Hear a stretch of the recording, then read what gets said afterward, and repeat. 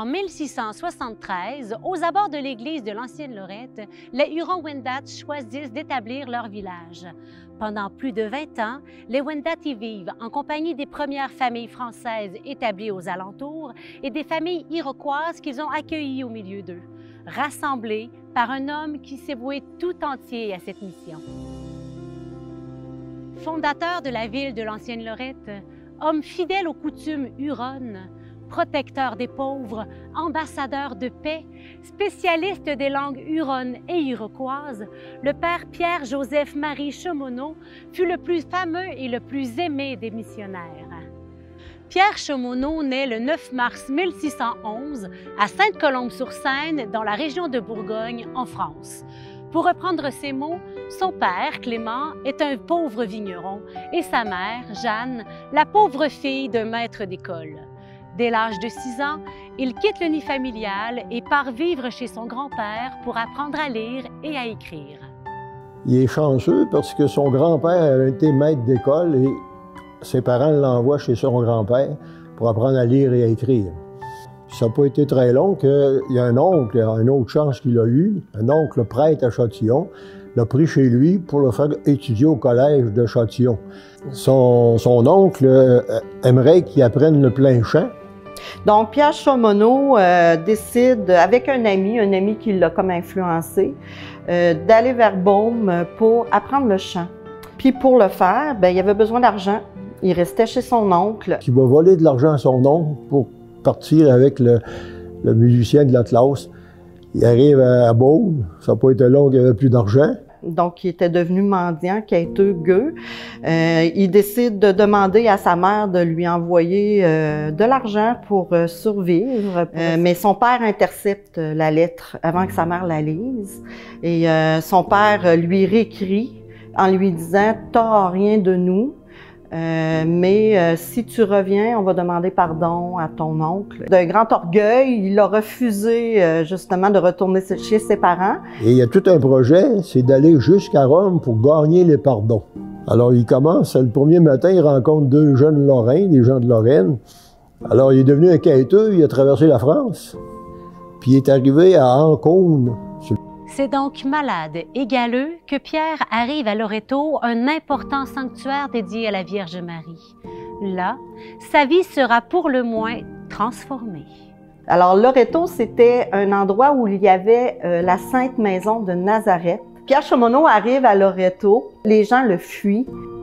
Il est pieds nus, sa chemise est pourrie, ses habits déchirés sont pleins de vermine, de poux. Le pire, c'est sa tête, qui s'est couverte d'une si horrible gale qu'elle est pleine de pus et de vermine avec une extrême puanteur.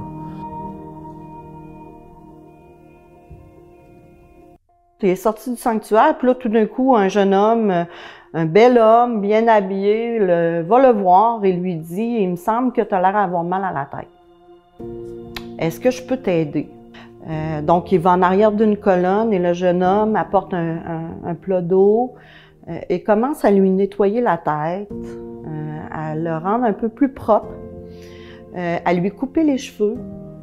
Il se sent beaucoup mieux. Donc, à partir de ce moment-là, je pense que Pierre Chemonneau s'est dit « Maintenant, c'est à moi de tendre la main. » Au contact des Jésuites qu'il admire, Pierre ressent le désir de se faire lui-même religieux et entre au noviciat à 21 ans. Cependant, une chose l'empêche d'aller plus loin. Il a honte de faire connaître la condition miséreuse de sa famille. Pierre va même jusqu'à mentir en se vantant que son père est procureur du roi. Il est déchiré entre garder le silence sur ses origines ou suivre l'appel intérieur à devenir religieux. Un jour, il a demandé à son directeur de l'interroger sur sa jeunesse. C'est là qu'il a fini par dire qu'il mentait depuis le début, que son père n'était pas procureur du roi, mais simple vigneron, et que lui, il avait été simplement un vagabond. En 1637, Pierre est à Rome pour étudier la philosophie. Il y rencontre le père Joseph Poncet, jésuite de France, qui se destine à la mission auprès des Hurons-Wendat en Nouvelle-France. Cette rencontre aura une influence certaine sur Pierre. Alors, le père de Brébeuf est à l'œuvre depuis 1634. Il avait été 3 ans auparavant avec les Hurons. En 1934, il lance la mission. Puis en 1936, il demande des missionnaires. Le père Poncet, qui était un Français, il finit sa théologie, puis il part l'année suivante pour le Canada. Il fait lire ça à Chaumonot. Ce fut une révélation pour lui. Tout de suite, les deux se sont regardés et savaient qu'ils devaient partir pour le Canada. En fait, Pierre Chaumonot n'était pas ordonné, donc il n'avait pas fait ses vœux.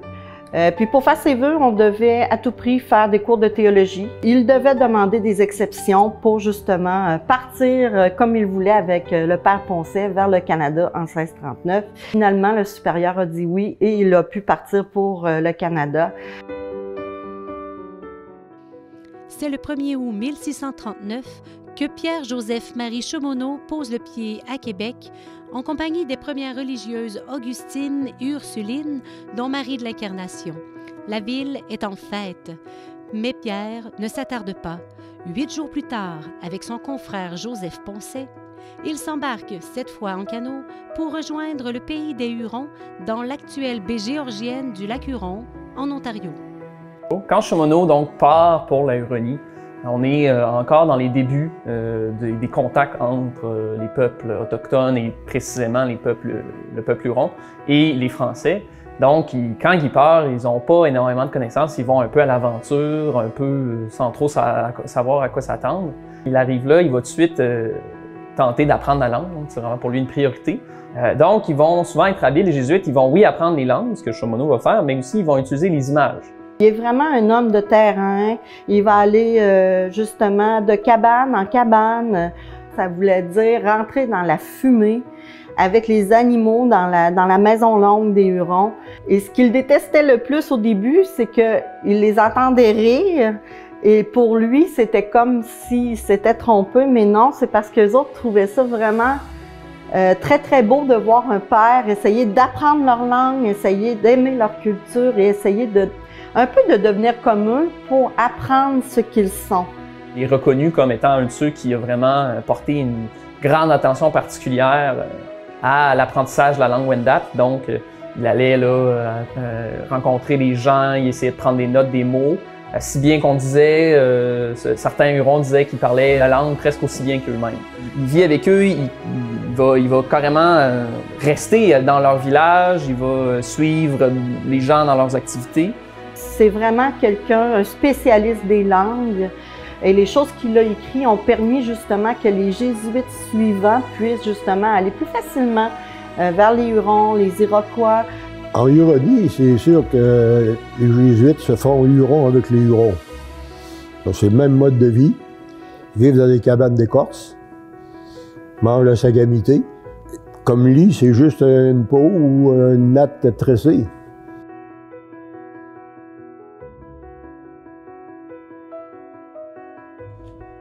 Malheureusement, la Huronie est au bord de l'hécatombe.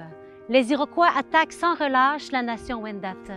Ayant échappé au massacre, Pierre-Joseph-Marie Chaumonot s'enfuit sans provisions ni bagages avec les fugitifs, consolant les uns, encourageant les autres. L'année 1650 sonne la fin de la Huronie dans la région des Grands Lacs. Environ 300 Wendat trouvent refuge près de Québec avec le père Chaumonot. Il reste Sainte-Marie des Hurons. Et pour pas que ça tombe aux mains des Iroquois, les Jésuites ont décidé d'incendier eux-mêmes.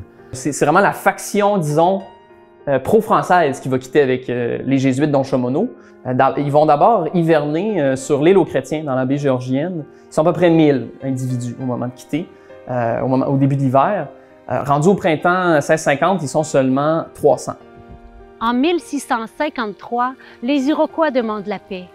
C'est le 12 septembre 1655 que des ambassadeurs iroquois arrivent à Québec, traiter de la paix et demander des missionnaires pour leur pays afin qu'ils leur enseignent la foi.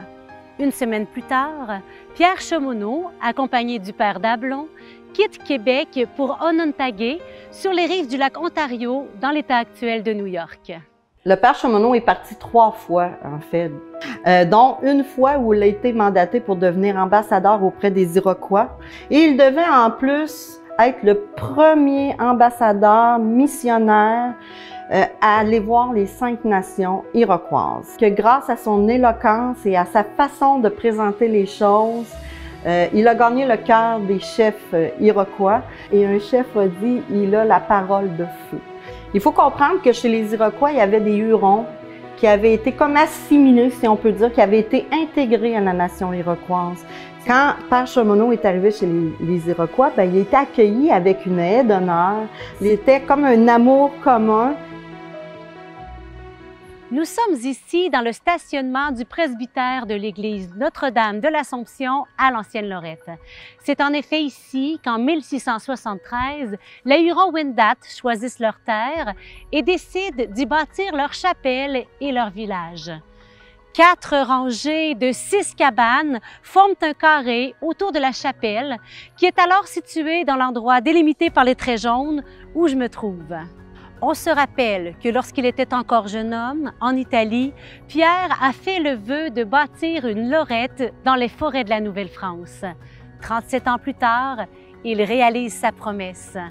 Le 16 juillet 1674, la première pierre de la chapelle Notre-Dame de Lorette est posée. Notre-Dame de Lorette, c'est la dernière mission la plus chère au Père Chaumonot, parce que ça va être une mission d'accomplissement. Il voulait construire une chapelle semblable à Sainte-Maison de Nazareth.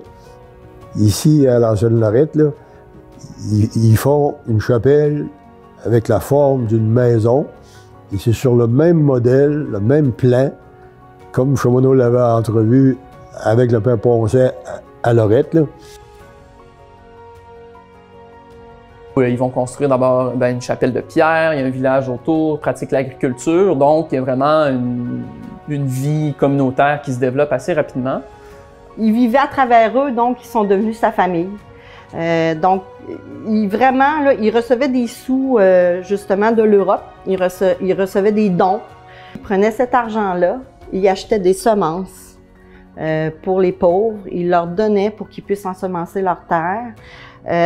Quand il mangeait, il gardait toujours une petite portion pour lui, mais le reste allait pour les pauvres. Il mettait ça dans d'une grande chaudronne, il brassait ça et puis il partait dans la ville avec sa chaudronne chaude pour donner ça aux pauvres et aux malades. Quand une personne qui cultivait la terre tombait malade, il engageait un ouvrier lui-même pour remplacer la personne malade le temps qu'elle revienne. Donc, c'était vraiment comme un bon père de famille pour les Hurons. Il les aidait en tout. À l'automne 1692, le père Pierre-Joseph-Marie est transporté, malade, au Collège des Jésuites à Québec. Le 21 février 1693, il y meurt à l'âge de 82 ans.